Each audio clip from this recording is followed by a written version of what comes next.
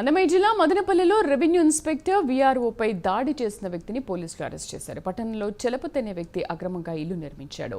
ఆ నిర్మాణాలను తొలగిస్తుండగా revenue inspector Seshadrirao VRO ప్రసాద్పై దాడి చేశారు. బాధితుల ఫిర్యాదు మేరకు పోలీసులు కేసు నమోదు చేశారు. చలపతిని అరెస్ట్ చేసినట్లు డీఎస్పీ కొండయ్యనాయుడు తెలిపారు. ఈ కేసులో చలపతితో పాటు వారి ఇద్దరిపైన కూడా కేసు నమోదు చేసినట్లు చెప్పారు. వారిని కూడా త్వరలోనే అరెస్ట్ చేస్తామన్నారు.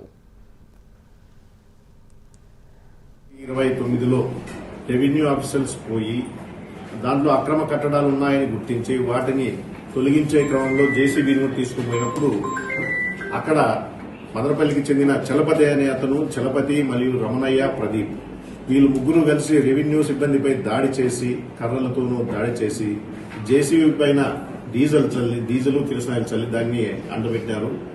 ఆ యొక్క ఘటనలో వీడియో కూడా చిత్రీకరించడం జరిగింది. దాంట్లో మీరంతా చూసినారు ఎంత దారుణంగా ప్రవర్తించినారు.